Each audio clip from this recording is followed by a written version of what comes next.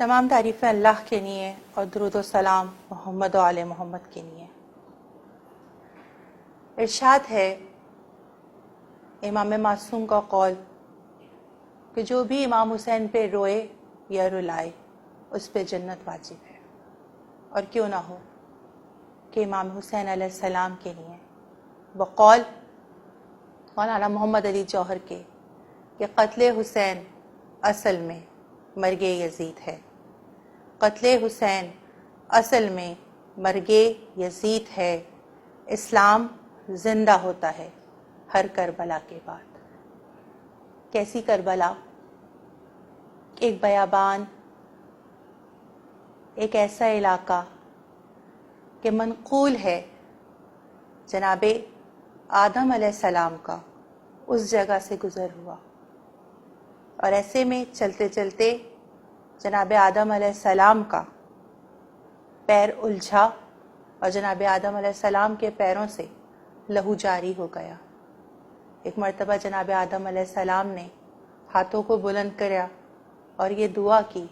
کہ بار الہا، کیا آدم سے پھر کوئی خطا ہو گئی؟ کہ آواز غیب آئی، نہیں آدم، تمہیں معلوم نہیں کہ یہ زمین کربلا ہے اور یہاں پر تمہارے ایک فرزند کا ناحق لہو بہایا جائے گا، اور ہم نے چاہا کہ تمہارا لہو بھی اس سرزمین پر بہا جائے، اس لیے ہم نے تمہارے لہو کو اس سرزمین پر بہنا چاہیے، اس لیے ہم نے تمہیں یہ اذیت پہنچائی۔ دوسری روایت میں ہمیں یہ ملتا ہے کہ ایک مرتبہ جناب ابراہیم علیہ السلام کا گزر ہوا، اور جناب ابراہیم علیہ السلام اس وقت ایک گھوڑے پر موجود تھے۔ ایسے میں اچانک جناب ابراہیم علیہ السلام کے کا گھوڑا چلتے چلتے رک گیا، اور پھر ایسا گھوڑا نے اس طرح سے اپنے آپ کو روکا کہ منہ کے بل جناب ابراہیم علیہ السلام سرزمین پر گر پڑے، اور ایسے عالم میں ان کے ماتھے سے لہو جاری ہو گیا۔ جناب آدم کے بعد جناب ابراہیم علیہ السلام کے جو خلیل اللہ بھی ہیں، ایک مرتبہ آسمان کی جانب دیکھتے ہیں کہ جناب جبرائیل امین آتے ہیں اور آ کر کہتے ہیں کہ اے خلیل اللہ، آپ پریشان مت ہوں کہ پروردگار عالم یہ کہہ رہا ہے کہ یہ مقام سرزمین کربلا ہے، اور یہاں پر آپ کے ایک فرزند کا ناحق خون بہایا جائے گا، اس لیے پروردگار عالم نے یہ چاہا کہ آپ کا لہو بھی اس سرزمین پہ بہہ جائے، اس لیے آپ کو یہ اذیت اٹھانی پڑی۔ تاریخ ہمیں یہ بھی بتاتی ہے کہ ایک مرتبہ جناب موسیٰ علیہ السلام کا گزر اس سرزمین سے ہوا، اور ایسے عالم میں بند نالین ٹوٹا اور پیروں سے لہو جاری ہو گیا، یہاں تک کہ جناب موسیٰ علیہ السلام کے جو کلیم اللہ بھی ہیں، جب طور پر گئے اور جناب موسیٰ نے پروردگار عالم سے سوال کیا کہ میرے ساتھ ایسا کیوں ہوا، تو جناب موسیٰ علیہ السلام کو بھی واقعہ کربلا کی بشارت دی گئی، اور ایک مرتبہ کہا گیا کہ اے موسیٰ، ہم یہ چاہتے تھے کہ وہ سرزمین کہ جس کی خاک کو خاک شفا بننا ہے، ایک مرتبہ تمہارا لہو بھی اس سرزمین پر بہہ جائے اور تمہارا لہو بھی خاک شفا میں شامل ہو جائے۔ تاریخ بتاتی ہے کہ تمام انبیاء علیہ السلام و مرسلین کا گزر اس جگہ سے ہوتا رہا، لیکن جو بھی اس مقام سے گزرا کبھی اس نے یہاں پر راحت نہ پائی، اور ہمیشہ اذیت ہی کے عالم میں اس مقام سے تمام اللہ کے برگزیدہ بزرگ اس سرزمین سے گزرتے رہے اور اذیت اٹھاتے رہے۔ تاریخ ہمیں یہ بتاتی ہے کہ دو ہجرتیں ایسی ہیں، ایک رسول اللہ کی ہجرت اور ایک امام حسین کی ہجرت، کہ جب سواریوں نے یہ بتایا کہ اب مقام منزل آ چکی ہے۔ پہلی ہجرت جناب رسول خدا کی ایسی کہ ایک مرتبہ جناب رسول خدا جس ناقے پہ سوار تھے، اور جب مکے سے مدینے چلے ہیں، اور جب مدینے میں رسول خدا کا استقبال ہوا ہے، تو ایسے عالم میں ہر ایک نے یہ چاہا کہ جناب رسول خدا ان کے ہاں مہمان ہو جائیں۔ ایک مرتبہ رسول خدا نے یہ جواب دیا کہ میرے ناقے کو آزاد چھوڑ دو، جس مقام پر میرا ناقہ رکے گا وہی مقام وہ ہوگا کہ جہاں پر میری منزل ہوگی، اور میں اسی گھر میں رہائش اختیار کروں گا۔ اور تاریخ نے یہ لکھا کہ ایسے میں جناب ایوب علیہ السلام جو تھے ان کے گھر پر، جناب ایوب علیہ السلام کے گھر پر یہ ناقہ رک گیا۔ دوسری تاریخ ہمیں یہ بتاتی ہے کہ جب 2 محرم کو امام حسین علیہ السلام وارد کرب و بلا ہوئے ہیں، اور ایسے عالم میں کم سے کم تاریخ یہ کہتی ہے کہ 7 یا 9 گھوڑے ایسے تھے کہ جو امام حسین نے تبدیل کیے، لیکن ہر ایک گھوڑے نے آگے بڑھنے سے انکار کر دیا۔ امام جانتے تھے کہ منزل آ گئی، ایک مرتبہ سمجھ گئے کہ اب سواری آگے نہیں بڑھ رہی، اس کا مطلب یہ ہے کہ اب منزل آ چکی ہے۔ ایک مرتبہ امام حسین علیہ السلام نے کہا کہ قریب ہی جو قریہ ہے یہاں سے لوگوں کو بلاؤ اور ان سے سوال کرو کہ یہ کون سی سرزمین ہے۔ قریبی قریے سے قبیلہ بنی اسد کے چند لوگ آئے اور ان سے امام مظلوم نے سوال کیا کہ اس سرزمین کو کیا کہتے ہیں؟ کوئی کہتا ہے کہ آقا اس سرزمین کو غزاریہ کہتے ہیں، کوئی آگے بڑھ کر کہتا ہے کہ اس کو دشت نینوا کہتے ہیں۔ ایک بہت بوڑھا شخص آگے بڑھا اور آگے بڑھ کر ہاتھوں کو جوڑ کے کہتا ہے، اے فرزند رسول، اس سرزمین کو کرب و بلا بھی کہتے ہیں، لیکن اے فرزند رسول، یہ سرزمین ایسی ہے کہ جو کبھی کسی نبی کو یا اولاد نبی کو راس نہیں آتی، اور آپ جلد از جلد یہاں سے چلے جائیں۔ ایک مرتبہ امام حسین نے اس شخص کے چہرے کو دیکھا اور کہا کہ تم نہیں جانتے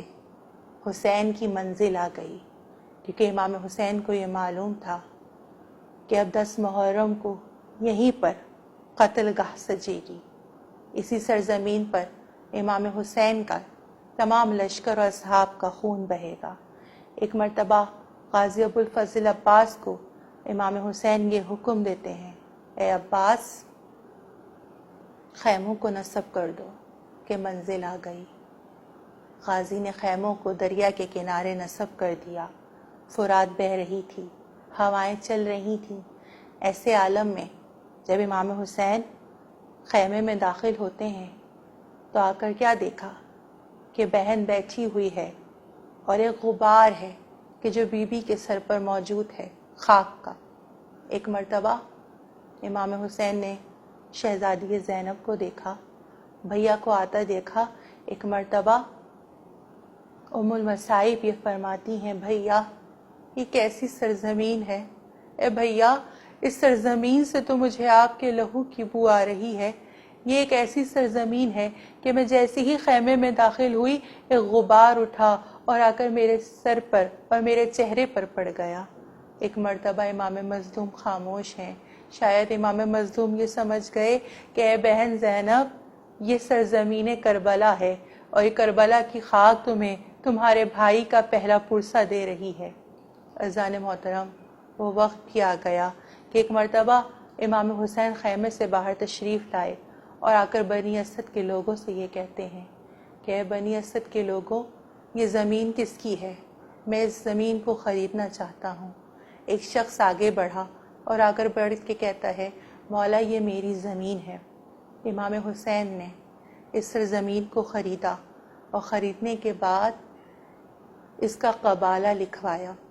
اور اس قبالے میں یہ درج تھا کہ یہ جاگیر علی اکبر ہے، یہ اکبر کی جاگیر ہے۔ جاگیر بستی بس گئی علی اکبر کے نام کی۔ اس کے بعد امام حسین علیہ السلام نے بنی اسد کے لوگوں سے کہا کہ اے بنی اسد کے لوگوں، تم اپنے گھروں کو جاؤ اور اپنے گھروں میں جا کر اپنے گھر کی خواتین کو بھی لاؤ اور اپنے ساتھ بچوں کو بھی لانا۔ ایک مرتبہ بنی اسد کے تمام لوگ واپس اپنے گھروں میں چلے گئے اور جا کے اپنے گھر کی خواتین کو بھی ساتھ لیا اور بچوں کو بھی ساتھ لیا، اور پھر اس کے بعد امام حسین علیہ السلام نے خواتین، بچوں اور بڑوں کی جماعتوں کو علیحدہ علیحدہ کیا، اور پھر امام حسین علیہ السلام نے ان سے ارشاد فرمایا، سب سے پہلے مردوں سے مخاطب ہوئے اور مردوں سے مخاطب ہو کر کہا کہ اے قبیلہ بنی اسد کے لوگوں، 10 محرم کو یہاں پر حسین کا مقتل سجے گا، اور اس طرح کا مقتل سجے گا کہ پھر شام غریبہ میں میری لاش کے ٹکڑوں کو پامال کر دیا جائے گا اور اس بستی میں میرے خون ناحق کو بہا دیا جائے گا اس سرزمین پر۔ اے بنی اسد کے لوگوں، جب 11 محرم آئے گی تو تم دیکھو گے کہ لشکر مخالف کے تمام فوجیوں کو سپرد خاک کر دیا جائے گا، لیکن اس بیابان جنگل میں میرا لاشا وہ واحد ہوگا کہ جو اکیلے پڑا ہوگا اور کوئی اس پر گور و کفن دینے والا نہ ہوگا، بس تم مجھے دفن کر دینا۔ اس کے بعد بنی اسد کی خواتین سے مولا نے مخاطب ہو کر فرمایا، اے بنی اسد کی عورتوں، شاید تمہارے گھر کے مرد حاکم کے خوف سے خوف زدہ ہو جائیں اور میرے لاشے کو بے کور و کفن چھوڑ دیں اور مجھے یہاں پر دفن نہ کریں، لیکن اے بنی اسد کی عورتوں، تم اپنے گھر کے مردوں سے یہ کہنا کہ یہ فرزند زہرا ہے، یہ وہ ہے کہ جسے فاطمہ زہرا نے چکیاں پیس پیس کر پالا تھا، اور اپنے گھر کے لوگوں کو، اپنے گھر کے مردوں کو مجبور کر دینا کہ وہ مجھے یہاں پر دفن کر دیں۔ اور پھر اس کے بعد ایک مرتبہ فرزند زہرا نے بنی اسد کے چھوٹے چھوٹے بچوں کو دیکھا اور بچوں کو دیکھ کر یہ ارشاد فرمایا، اے بنی اسد کے چھوٹے چھوٹے بچوں، شاید تمہارے ماں باپ حاکم کے خوف سے خوف زدہ ہو جائیں اور میرے لاشے کو دفن نہ کر سکیں، تو پھر تم اے بنی اسد کے بچوں ایسا کرنا کہ جب رات کی تاریکی ہو اور جب صبح کا اجالا ہو تو تم کھیلتے کھیلتے اس بیابان میں آ جانا اور آ کر مجھ پر ایک ایک خاک کربلا کی سرزمین کی اٹھا اٹھا کر میرے لاشے پہ ڈال دینا۔ اس بات سے یہ بات ثابت ہوتی ہے کہ کتنا ارمان تھا امام حسین علیہ السلام کو دفن ہونے کا۔ یہی وجہ ہے کہ جب 11 محرم نمودار ہوئی ہے اور ایک مرتبہ اسیروں کا کارواں جب چلا ہے اور گنج شہیدہ سے ہوتا ہوا چلا ہے، تو ایک مرتبہ جناب زینب یہ کہتی ہیں کہ میں دیکھ رہی تھی کہ سید سجاد کے چہرے پر موت کی زردی تھی، اور میں نے دیکھا کہ میرے بچے کے لبوں پہ یہ الفاظ جاری ہو رہے تھے، اے پھوپھی اماں، لشکر یزید نے اپنے نجد سپاہیوں کے کشتوں کو تو دفن کر دیا، لیکن پھوپھی اماں آپ دیکھیے کہ میرے بابا کا لاشا بے گور و کفن کربلا میں پڑا ہوا ہے، اور میں کیسا بیٹا ہوں کہ نہ میں اپنے باپ کو غسل دے سکا، نہ کفن دے سکا، یہاں تک کہ میں ناہین کو دفن کر سکا، اور میں یہاں سے جا رہا ہوں۔ عزیزان محترم، اتنا ارمان تھا میرے مولا کو کہ کاش کوئی حسین کو زمین کربلا میں ایک قبر کی جگہ دے دے، لیکن آج آپ دیکھیے کہ وہی کربلا ہے اور لاکھوں اور کروڑوں کی تعداد میں لوگ جا رہے ہیں کربلا کی جانب منزل و منزل۔ اور ایک مرتبہ امام حسین علیہ السلام نے سن 61 ہجری 10 محرم کو کربلا میں جو کہا کہ حل میں ناصر ینصرنا، ہے کوئی حسین کی مدد کرنے والا، اور آج کروڑوں کا مجمع حسین کے روضے پہ کھڑا ہو کے یہ کہہ رہا ہے۔ حسین کا روضہ کیسا روضہ؟ ایسا عالیشان روضہ کہ جس پہ کروڑوں کا مجمع کھڑے ہو کر کہہ رہا ہے کہ لبیک یا حسین، لبیک یا حسین کی صدائیں آ رہی ہیں۔ کیا کہنا ہے میرے مولا کی شان کا، کہ یہ شان ہے امام حسین علیہ السلام کی، یہ شان ہے اس کی کہ جسے بے گور و کفن 3 دن کا بھوکا پیاسا کربلا کے بن میں شہید کر دیا گیا۔